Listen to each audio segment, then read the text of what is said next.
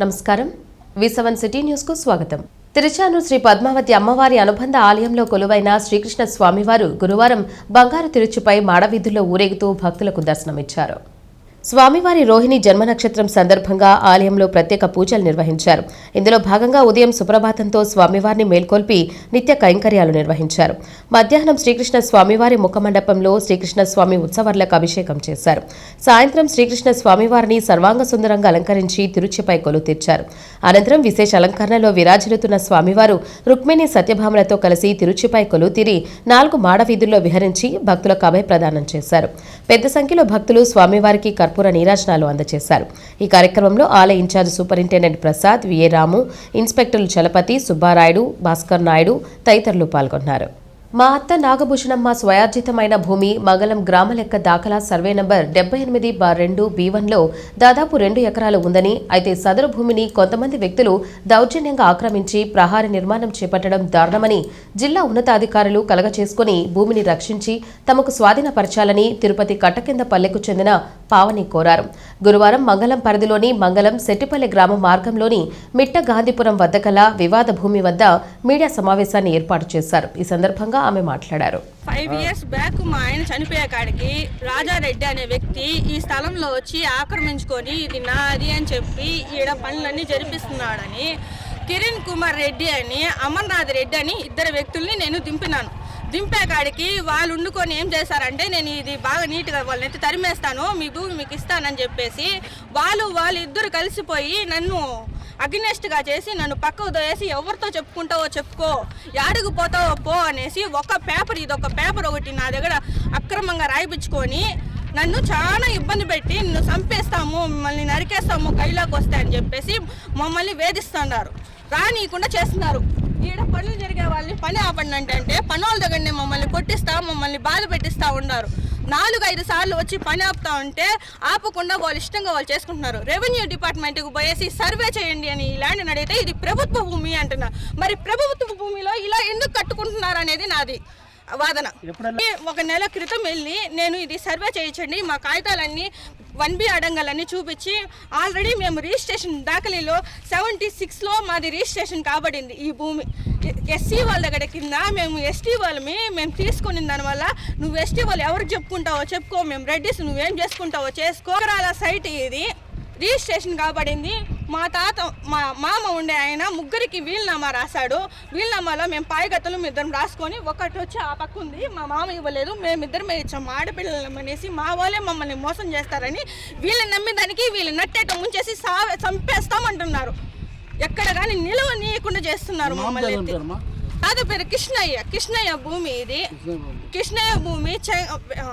సారాయి కృష్ణయ్య కాదు, ఎరుకుల కృష్ణయ్య భూమి.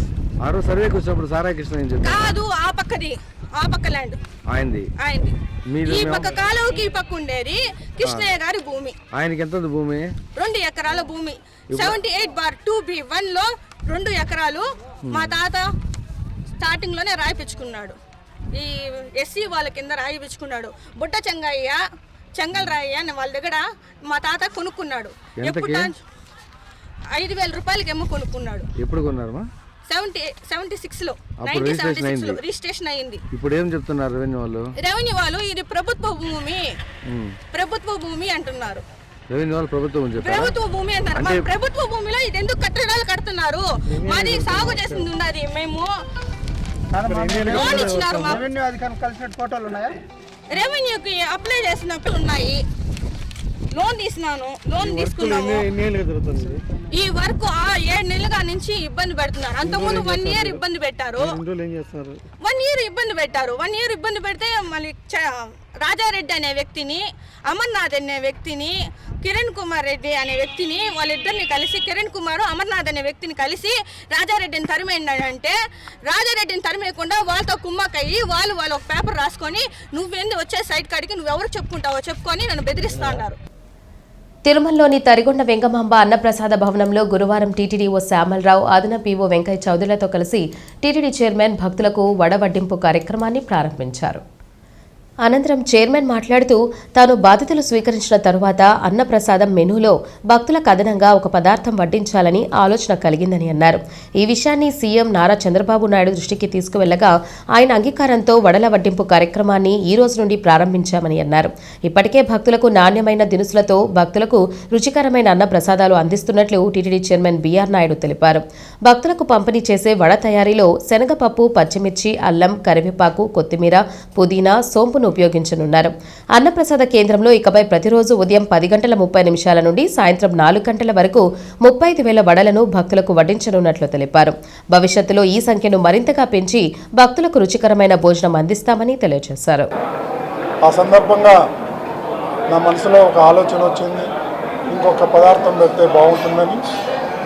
ఈ విషయాన్ని ముఖ్యమంత్రి చంద్రబాబు నాయుడు గారి దృష్టికి తీసుకెళ్ళడం, వారు వెంటనే ఆమోదించడం, ఆ తర్వాత అధికారులతో చర్చించి బోర్డు సమావేశంలో ప్రవేశపెట్టి అందరి ఆమోదయోగ్యంతో ఈరోజు మసాలా వడ ఇంట్రడ్యూస్ చేయాలని అనుకున్నాం. అదేవిధంగా ఈరోజు కార్యరూపం దాల్చింది. దీనికి జనవరి 20వ తారీఖు నాడే ట్రయల్ రన్ వేశారు మన అధికారులు. అది బాగా సక్సెస్ అయింది, చాలా రుచికరంగా ఉందని చెప్పేసి ఫీడ్బ్యాక్ వచ్చింది.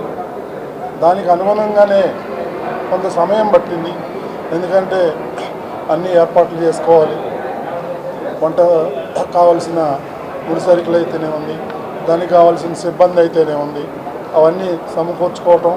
ఈ రోజు నుంచి 35,000 మందికి వడలు సప్లై చేయాలని అనుకుంటున్నారు.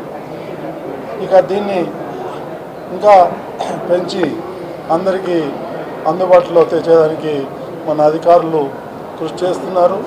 ప్రతి ఒక్కరికి ఈ కార్యక్రమంలో భాగస్తులందరికీ కూడా పేరు పేరున ధన్యవాదాలు తెలుపుకుంటున్నాను. ఇది మంచి పరిణామం. భక్తులందరూ చాలా సంతృప్తి వ్యక్తం చేశారు. ఇదే విధంగా కొనసాగుతుందని చెప్పి నేను ఆశిస్తున్నాను. ఓం నమో వెంకటేశ్వర. తన తండ్రి ముఖ్యమంత్రి పదవి చేపట్టాకే ప్రజాప్రతినిధిగా జగన్మోహన్ రెడ్డి ఎన్నికయ్యారన్న వాస్తవాన్ని మరచి పవన్ కళ్యాణ్పై విమర్శించడం తగదని జనసేన నగర అధ్యక్షులు రాజారెడ్డి అన్నారు.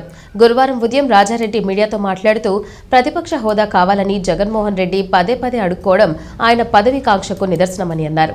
తొలిసారి ఎమ్మెల్యే అయిన పవన్ కళ్యాణ్ నిబంధనలను గుర్తు చేస్తే పరదాల రెడ్డి ఫ్రస్ట్రేషన్లో నోటికొచ్చినట్లు మాట్లాడుతున్నారని ఆయన విమర్శించారు.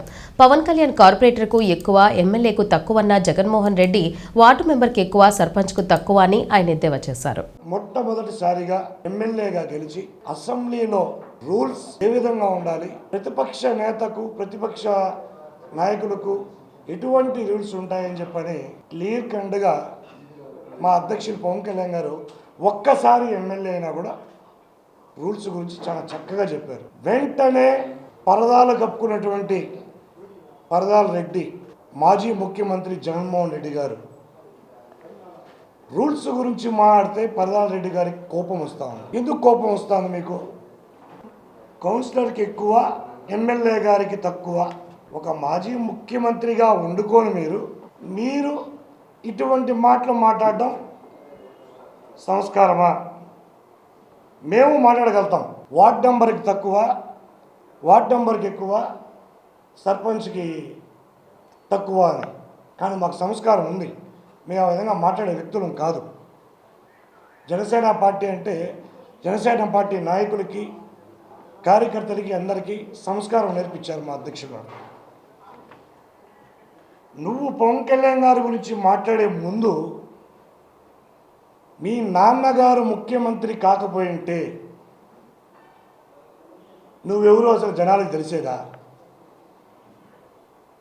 నువ్వు ఎంపీ అయి ఉండేవాడివా? మీ నాన్నగారు చనిపోకపోయింటే నువ్వు ఎమ్మెల్యే అయి ఉండేవాడివా? మీ నాన్నగారు ఉన్న టైంలో లక్షలాది కోట్లు అక్రమంగా సంపాదించి ప్రజలకి ముద్దులు పెట్టి మోసం చేసి ఆ సంపాదించిన అక్రమ సంపాదన లక్షల కోట్లతో రాజకీయ పార్టీ పెట్టి అక్రమంగా గెలిచినటువంటి వ్యక్తి నువ్వా మా అధ్యక్షుల వారి గురించి మాట్లాడేది? పరదాల రెడ్డి గారికి ఒకటే చెప్తున్నాం, ఈరోజు పవన్ కళ్యాణ్ గారు పేరు చెబితే ఆయన చేసినటువంటి పోరాటాలు ప్రజల పట్ల ఆయన ఉన్నటువంటి తీరు, ప్రజలు ఏ కష్టాల్లో ఉంటే నేను ముందున్నానని చెప్పి నిలబడతాను ఎంటైర్ భారతదేశం మొత్తానికి తెలుసు. మీ పేరు చెప్తే 11 సిబిఐ కేసులు, కోడికత్తి, గొడ్డలపోటు, మీ పేరు చెప్తే, మా నాయకుడి పేరు చెప్తే, ఆయన చేసినటువంటి పోరాటాలు, ప్రజలు ఎక్కడ ఏ కష్టాల్లో ఉన్నా 10 సంవత్సరాలు ఏ ఒక్కరికి భయపడకుండా ఒక్కడే మొగోడు మారి ప్రజల పక్షాన నిలబడిన ఏకైక నాయకుడు మా జనసేన పార్టీ అధ్యక్షులు పవన్ కళ్యాణ్ గారు. తండ్రి పేరు చెప్పుకొని ఎంపీగా గెలిచిన వ్యక్తి నువ్వు. తండ్రి పేరు చెప్పి లక్షల కోట్ల అక్రమంగా సంపాదించిన వ్యక్తి నువ్వు. శాండ్ దగ్గర నుంచి లెక్కల వరకు ఏది వదలకుండా సంపాదించిన వ్యక్తి నువ్వు. నువ్వా మా నాయకుడి గురించి మాట్లాడేది? అసలు నీకు ఏం అర్హత ఉందని? నువ్వు అధికారంలోకి వచ్చిన వెంటనే తల్లిని చెల్లిని తరిమేసినావు.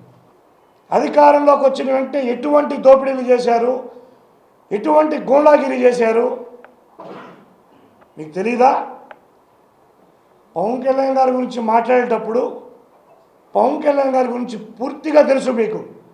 అయినా ఏదో ఒకటి మాట్లాడాలి, ప్రతిపక్ష హోదా కావాలని చెప్పి ప్రతిరోజు భిక్షం ఎత్తుకుంటా అంటే ప్రతిపక్షం హోదా రాదు.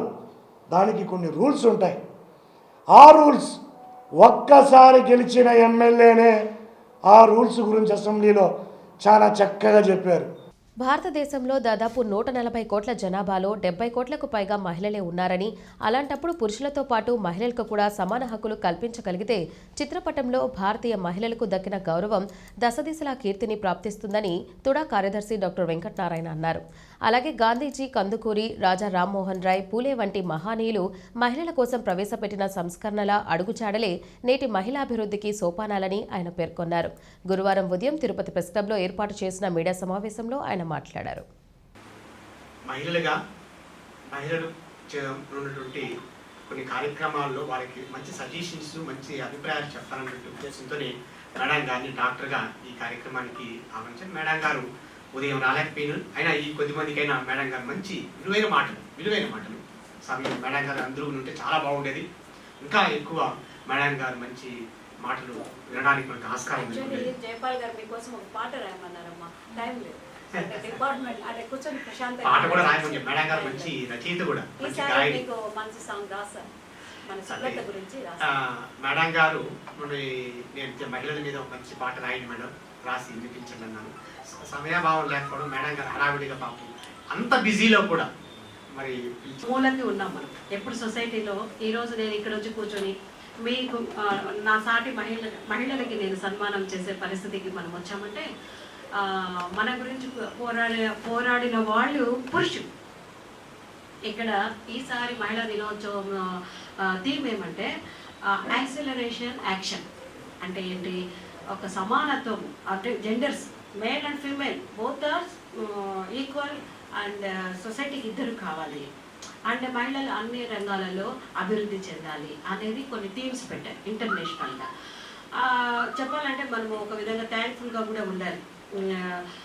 చదివే లేని మనము ఈరోజు చదువుకొని ఒక సొసైటీలోకి వచ్చి ఇంటా బయట కూడా ఛాలెంజెస్ మనకు ఉన్నాయి, చాలా కష్టాలు ఉన్నాయి.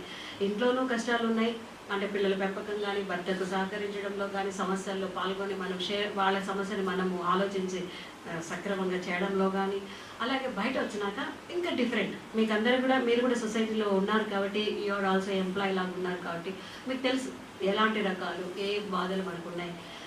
ఎకనామిక్ ఆలోచన ఉంది, ఆర్థిక పరంగా మనకు సమానత్వం వచ్చింది కాబట్టి దాన్ని కూడా మనం బ్యాలెన్స్ చేస్తున్నాం. మాజీ ముఖ్యమంత్రి జగన్మోహన్ రెడ్డి అర్హత లేకున్నా ప్రతిపక్ష హోదా కోసం వెంపర్లాడుతుండటం, అధికారం కోల్పోయి మానసిక వ్యాధులతో బాధపడుతున్నారని, తక్షణం వైద్య పరీక్షలు చేసుకోవాలని భారతీయ జనతా పార్టీ జిల్లా అధ్యక్షుడు సామంచి శ్రీనివాస్ సూచించారు. పవన్ కళ్యాణ్ డిప్యూటీ సీఎంగా తాను తన మంత్రిత్వ శాఖలను సమర్థవంతంగా నిర్వహిస్తూ రాష్ట్ర ప్రజలకు సేవలందిస్తున్న పవన్ కళ్యాణ్పై జగన్మోహన్ రెడ్డి విమర్శలు చేయడం తగదని అన్నారు. తిరుపతి ప్రెస్ క్లబ్లో విలేకరుల సమావేశంలో ఆయన మాట్లాడారు. అధ్యక్షుడిగా బాధ్యతలు తీసుకున్న తర్వాత మొదటిసారి మీ అందరినీ ప్రెస్ క్లబ్లో కలుసుకోవడం జరుగుతుంది. మీ అందరికీ ప్రత్యేకించి బీజేపీ జిల్లా పార్టీ నుంచి నమస్కారాలు తెలియజేసుకుంటూ, ఇవాళ ఆంధ్రప్రదేశ్లో అందరూ ఒక ప్రశ్న వేస్తున్నారు, అసలు ఈ జగన్మోహన్ రెడ్డికి ఏమైంది? మొన్నటిదాకా అధికారం వెలగబెట్టి ప్రజలిచ్చినటువంటి తీర్పుని గౌరవించకుండా ప్రజలివ్వని ప్రతిపక్ష హోదా కోసం బేరసారాలాడుతూ మారాం చేస్తూ దేహి అంటూ ప్రజాస్వామ్యపు విలువలను అపహాస్యం చేస్తూ ప్రజలిచ్చిన తీర్పుకు కట్టుబడి ఉండకుండా బహుశా దేశంలో ఒక పార్టీ అధ్యక్షుడు ప్రతిపక్ష హోదా కోసం పోరాటం చేసే ఏకైక నాయకుడు ఈ జగన్మోహన్ రెడ్డి అని అనిపిస్తుంది. అసెంబ్లీకి పొమ్మని 11 సీట్లు ఇచ్చి ప్రజలు తీర్పిస్తే నీతో పాటు ఎన్నికైనటువంటి శాసనసభ్యులు అసెంబ్లీకి పోవాలని తహతహలాడుతుంటే నువ్వు అసెంబ్లీకి పోక నీతో పాటు గెలిచిన ఇతర 10 మంది ఎమ్మెల్యేలను అసెంబ్లీకి రానివ్వక అర్హత లేని ప్రతిపక్ష హోదా కోసం వెంపర్లాడుతూ ఒక ఫ్రస్ట్రేషన్లో ఉన్నటువంటి జగన్మోహన్ రెడ్డి యొక్క మానసిక స్థితి ఒకసారి వైద్య పరీక్ష చేయించుకోవాలని మేము భావిస్తున్నాం, మేము సూచన ఇస్తున్నాం. ఎందుకంటే ఇవాళ గతంలో ఇచ్చిన 151 నుంచి తాను చేసినటువంటి నిర్వాహకం కారణంగా అధికార దుర్వినియోగం వలన ప్రజలు దాన్ని 11కు కుదించారు. మరి 11కు కుదించిన తర్వాత ఈ 11లో ఎంతమంది మీతో ఉంటారో గ్యారంటీ లేదు. సరే, ఎమ్మెల్యేలు ఎంతమంది ఉంటారో, ఎంతమంది మానసికంగా నీతో ఉన్నారో లేరో అనే విషయాన్ని మీరే తేల్చుకోవాలి. కార్పొరేట్లు కూడా క్యూ కట్టి వరుస పెట్టి కూటమి పార్టీల్లో చేరిపోతుంటే నిన్ను వీడి వెళ్ళిపోతున్న కార్పొరేటర్ల వెంటబడి దేహి అంటూ మారాం చేస్తూ ఆగమని అడుక్కునేటువంటి క్రమంలో ఈ కార్పొరేటర్ అనేటువంటి పదం ఆయనకి ఊత పదంగా మారిపోయి ఇవాళ రికార్డు స్థాయిలో దేశ రాజకీయ చరిత్రలో సువర్ణాక్షరాలతో లిఖించదగ్గ గెలుపును కైవసం చేసుకున్నటువంటి డిప్యూటీ సీఎం పవన్ కళ్యాణ్ గారి గురించి అవహేళన చేస్తున్నటువంటి మాటలు ఏవైతే ఉన్నాయో అది తీవ్రంగా అభ్యంతరకరము. భారతీయ జనతా పార్టీ దాన్ని గ్రహిస్తోంది. ఎందుకంటే తాను పోటీ చేసిన 2 చోట్ల ఓడిపోయి గెలిచిన ఒక ఎమ్మెల్యే నువ్వు పీక్కున్నా కూడా లాక్కున్నా కూడా నువ్వు పెట్టిన అవమానాలు ఎదుర్కొని ఒడిదుడుకులకు ఎదురొడ్డి నిలబడి కష్ట నష్టాల కోర్చి ప్రజల పక్షాన నిలబడి నీ అరాచకాలను ఎదుర్కొని నిన్ను అధఃపాతాళానికి తొక్కేస్తానని శపథం చేసి 100% స్ట్రైక్ రేట్తో అధికారంలోకి వచ్చి కూటమి ప్రభుత్వాన్ని గెలిపించి డిప్యూటీ సీఎంగా బాధ్యతలు చేపట్టిన పవన్ కళ్యాణ్ గారు ఇవాళ రాష్ట్ర డిప్యూటీ సీఎం పవన్ కళ్యాణ్ను మాజీ ముఖ్యమంత్రి జగన్మోహన్ రెడ్డి విమర్శిస్తూ మాట్లాడటం జనసేన పార్టీ వీర మహిళలుగా సహించబోమని తిరుపతికి చెందిన జనసేన పార్టీ నాయకురాలు ఆకేపాటి సుభాషిణి తీవ్ర పదజాలంతో జగన్మోహన్ రెడ్డిని దుయ్యబట్టారు. తిరుపతి ప్రెస్ క్లబ్లో గురువారం ఉదయం జరిగిన మీడియా సమావేశంలో ఆమె మాట్లాడారు. ప్రజలు 11 సీట్లకే పరిమితం చేసినా ఇంకా బుద్ధి రాలేదని పవన్ కళ్యాణ్ను దత్తపుత్రుడు అంటూ సంబోధించి మాట్లాడటం మంచిది కాదు, నోరు అదుపులో పెట్టుకోవాలని మండిపడ్డారు. నువ్వు అసెంబ్లీకి వచ్చి ముందు ఆ 10 మంది నీతో పాటు ఆ 10 మందిని కూడా వేసుకుని ఆ 11 మంది వచ్చి అసెంబ్లీలో అడుగుపెట్టి సావండి. మీకు ఇచ్చిన క్వశ్చన్ అవర్లో మీరు అందరూ ఎవరైతే 11 మంది ఎమ్మెల్యేల టైం కూడా నువ్వే తీసుకొని వచ్చి ఆడొచ్చి నువ్వు మాట్లాడినావంటే బాగుంటుంది. అసలు ప్రశ్నలే సంధించరొచ్చి ఆ ప్రెస్ మీట్లో ఒకటి పెడతావు, బెంగళూరులో ఉంటావు, తాడేపల్లికి వస్తావు, నీ బాధ ఏందో నీ యావేందో మాకు అర్థమే కాదు. ముందు ఆ 11 మంది సావండి. అసెంబ్లీకి మీరు సచ్చినారంటే అప్పుడు ఏదైనా మాట్లాడుకుందాం కూర్చొని. తర్వాత దత్తపుత్రుడు అన్నాం. దత్తపుత్రుడు అని గతంలో కూడా చాలాసార్లు అన్నాం. దత్తపుత్రుడు అన్నందుకే ఆయన ఎగిచ్చి తంతే 151 మధ్యలో 5 ఎగిరి 11 మాత్రమే మిగిలినాయి. మళ్ళీ అధపాతాళానికి తొక్కుతా జగన్మోహన్ రెడ్డి అన్నాడు, తొక్కేశాడు, 11తో మిగిల్చాడు. ఇప్పుడు మళ్ళీ నువ్వు దత్తపుత్రుడు అని మొదలు పెట్టావనుకో ఈసారి తంతే కూడా నీకు 0 కూడా మిగలకుండా పోతుంది. నువ్వు కూడా మీ నాయనలా గల్లో కలిసిపోతావు. ఇది మాత్రం నిజం. మళ్ళీ ఏదో అన్న పాపం ఏంది కార్పొరేటర్కి ఎక్కువ ఎమ్మెల్యేకి తక్కువ అని. మరి నువ్వేంది నాయన, నువ్వు ఉప్పల్ బాలుకి ఎక్కువ. ఉప్పల్ బాలు తెలుసు కదా, ఉప్పల్ బాలు అంటే నాకు చాలా ఇష్టం. ఉప్పల్ బాలుకి ఎక్కువ, కేఏ పాల్కు తక్కువ. శ్రీరెడ్డికి ఎక్కువ, రోజారెడ్డికి తక్కువ. పేర్ని నానికి ఎక్కువ, అవినాష్ రెడ్డికి తక్కువ. నీ గురించి చెప్పాలంటే చెంచల్గూడకి ఎక్కువ, అండమాన్కి తక్కువ. ఇంకా నీ గురించి కోకొల్లలు చెప్పొచ్చు. జగన్మోహన్ రెడ్డి మాట్లాడేటప్పుడు మనం నోరు జాగ్రత్తగా పెట్టుకొని మాట్లాడితే బాగుంటుంది. లేదంటే మేము కూడా నీకంటే అద్భుతంగా మాట్లాడగలము. మొన్నేమో అసెంబ్లీలోకి వచ్చి గవర్నర్ గారి మాటలు కూడా లేకుండా నాకు ప్రతిపక్ష హోదా కావాలి అని అడిగావు. ప్రతిపక్ష హోదా ఎందుకు ఇస్తారు? నువ్వే గతంలో అదే అసెంబ్లీలో 23 సీట్లు ఉన్నాయి చంద్రబాబు నాయుడు గారు నీకు, దాంట్లో 5 తీసేసుకున్నానంటే నీకు అసెంబ్లీలో ప్రతిపక్ష హోదా కూడా ఉండదు, నేను అనుకుంటే తీసుకోగలను అన్న మగాడివి కదా నువ్వు మగాడి కదరా బుజ్జి. నువ్వెందుకు ఇవన్నీ మాట్లాడుతున్నావు మళ్ళీ ఇప్పుడు? అంటే నువ్వే అవి మాట్లాడతావు, నువ్వే ఇప్పుడు ఒళ్ళు గాలి ఒకటి, ఒళ్ళు కాలకుండా ఒకటి. నీకు మామూలుగా ఉండదు. ఇంకొకసారి పవన్ కళ్యాణ్ గారిని అన్నావంటే ఇదే ప్రెస్ క్లబ్ సాక్షిగా నీకు సిగ్గన్నా ఉందా?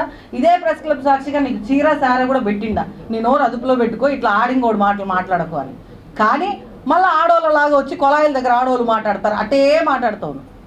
నిన్ను అడిగిన దానికి సమాధానం చెప్పాలి కానీ ఏదేదో మాట్లాడతావు. అక్కడ అడిగిన ప్రశ్నకి మా ప్రతిపక్ష హోదా ఇవ్వాలంటే జగన్మోహన్ రెడ్డికి అని ఒక విలేకరు అడిగిన మాటకి ఎంతో హుందాగా జర్మనీలో అయితే ఇస్తారు, ఇక్కడ ఆంధ్రాలో కుదరదు అదే అని చెప్పారు. దాన్ని నువ్వు ప్లస్గా తీసుకుంటావు, పాజిటివ్గా తీసుకుంటావు, దానికి కావాల్సిన కౌంటర్ ఇవ్వాలి. కానీ ఆయన అసెంబ్లీకి ఎక్కువ ఏవో మాట్లాడొద్దు. నువ్వు అసెంబ్లీకి ఎక్కువ, నీ నాయన పేరు లేకపోతే నువ్వు కేర్ ఆఫ్ రోడ్. శ్రావణికి అన్యాయం చేసిన జనార్దన్ను కఠినంగా శిక్షించాలని SC ST monitoring committee member Balamuni demand చేశారు. ఆమెను వైద్య సేవల నిమిత్తం తిరుపతి ఆసుపత్రికి తరలించారు. వివరాలకు వెళితే 2022లో ఎస్ఆర్ డిఫెన్స్ అకాడమీలో పనిచేస్తున్న జనార్దన్కి అదే అకాడమీలో టెలికాలర్గా పనిచేస్తున్న శ్రావణికి మధ్య పరిచయం ఏర్పడింది. వీరిరువుకి మధ్య ఏర్పడిన పరిచయం క్రమంగా ప్రేమగా మారింది. ఆ తర్వాత జనార్దన్ శ్రావణిని శారీరకంగా వాడుకొని ఆమెను గర్భవతిని చేశాడు. ఆ తర్వాత ఆమెకు మాయమాటలు చెప్పి అబార్షన్ చేయించాడు. కొద్ది రోజులకు జనార్దన్ వేరొకరిని పెళ్లి చేసుకుంటానని శ్రావణికి చెప్పడంతో ఆమె అతనిపై కేసు పెట్టి రిమాండ్కు వెళ్లేలా చేసింది. దీంతో రిమాండ్ నుంచి బయటకు వచ్చిన అతను మరో అమ్మాయిని పెళ్లి చేసుకోవడంతో శ్రావణి జరిగిన మోసాన్ని జీర్ణించుకోలేక నిద్రమాత్రలు మింగి ఆత్మహత్యాయత్నం చేసింది. దీనిపై పోలీసులు విచారణ జరిపి శ్రావణికి న్యాయం చేయాలని ఆమె కుటుంబ సభ్యులు కోరుతున్నారు. శ్రావణి ఆత్మహత్యాయత్నం తెలుసుకున్న SC ST monitoring committee member Balamuni వారి కుటుంబ సభ్యులను పరామర్శించి న్యాయం చేస్తామని హామీ ఇచ్చారు. నా పేరు పి బాలముని. నేను ఎస్సీ ఎస్టీ విజిలెన్స్ మానిటరింగ్ నంబర్గా తిరుపతి జిల్లా నంబర్గా పనిచేస్తున్నాను. శ్రావణి అనే అమ్మాయి 2022లో ఎస్ఆర్ డిగ్రీ అకాడమీ కాలేజీలో టెలికాం కాలర్గా జాయిన్ అయ్యింది. అదే కాలేజీలో పనిచేస్తున్న జనార్దన్ అనే ఒక వ్యక్తితో స్నేహం మొదలయ్యింది. ఆ స్నేహం అదేవిధంగా ఒక ప్రేమగా మారింది. మారిన తర్వాత ఏమైందంటే వాళ్ళిద్దరు ప్రేమించుకోవడం జరిగింది. 2-3 సంవత్సరాల తర్వాత అతను ఆమెను పెళ్లి చేసుకుంటానని చెప్పాడు. పెళ్లి చేసుకుంటానని చెప్పిన తర్వాత అతను ఏం చేశాడంటే 3 సంవత్సరాల అమ్మాయితో సహజీవనం చేసి ఆ అమ్మాయి గర్భం నిలిచిన తర్వాత వచ్చేసి మీరు నాకు నచ్చలేదు, ఇప్పుడు ప్రస్తుతానికి వచ్చేసి ఇప్పుడు పెళ్లి చేసుకోలేను, మనం సెటిల్ అవ్వాలి, సెటిల్ అయిన తర్వాత పెళ్లి చేసుకుని చెప్పేసి గర్భం తీసేసినాడు. గర్భం తీసేసిన తర్వాత ఏమైందంటే మళ్ళీ వచ్చేసి ఈ అమ్మాయి వచ్చేసి గర్భం తీసిన తర్వాత మళ్ళీ పెళ్లి మనకి ఎప్పుడైనా కొద్దిగా ఇప్పుడు పెళ్లి అంతా చేసుకునేది లేదు, నేను వచ్చేసి మా మామ కూతురుని చేసుకోవాలి, మా అమ్మ వాళ్ళ అన్న కూతురుని నేను పెళ్లి చేసుకోవాలి, మా మామ చచ్చిపోతూ ఉండి మా అమ్మకు మాట ఇచ్చాడంట చేసుకుంటా అని చెప్పేసి అని, అందుకని చెప్పేసి మా మామ కూతురుని చేసుకుంటాను అని చెప్పారు. చెప్పిన తర్వాత ఈ అమ్మాయికి వచ్చేసి కోపం వచ్చి నా జీవితం నాశనం చేసి ఈ విధంగా ఎందుకు చేస్తాను చెప్పేసి అతని మీద కంప్లైంట్ పెట్టింది. కంప్లైంట్ పెట్టిన తర్వాత సబ్ జైలు పోయినాడు. సబ్ జైలు నుంచి వచ్చినాడు. రావడం వచ్చేసి మళ్ళీ ఈ అమ్మాయి కలవడం పోయింది. ఎందుకు నా జీవితం నా చేసి మళ్ళీ నన్ను పెళ్లి చేసుకోవడం మోసం చేసినావు కదా, నా జీవితం ఏమవ్వాలని అడిగింది. అడిగిన తర్వాత ఏమంటే అతను వచ్చేసి నువ్వు ఎవరు చెప్పుకోయి మాది మొండ అని చెప్పేసి ఈమె ఒక ఎస్సీ కులానికి సంబంధించిన ఆమె కొట్టి ఆమెను తరివేశారు. తర్వాత ఏమైందంటే ఇప్పుడు ఈరోజు అతను కేసు జరుగుతూ ఉండగానే కూడా ఇప్పుడు ఇంకో పెళ్లి చేసుకున్నాడు. ఆ బాధ భరించుకోలేకుండా ఆమె ఆత్మహత్య ప్రయత్నం చేసింది. ఆ అమ్మాయికి న్యాయం జరగాలని కోరుకుంటున్నాము. ఒక దళిత మహిళ న్యాయం జరగాలి ఆమెకి. దానికోసం ఎంత దూరమైనా మేము పోరాడతాం. ఈ వార్తలు ఇంతటితో సమాప్తం. నమస్కారం.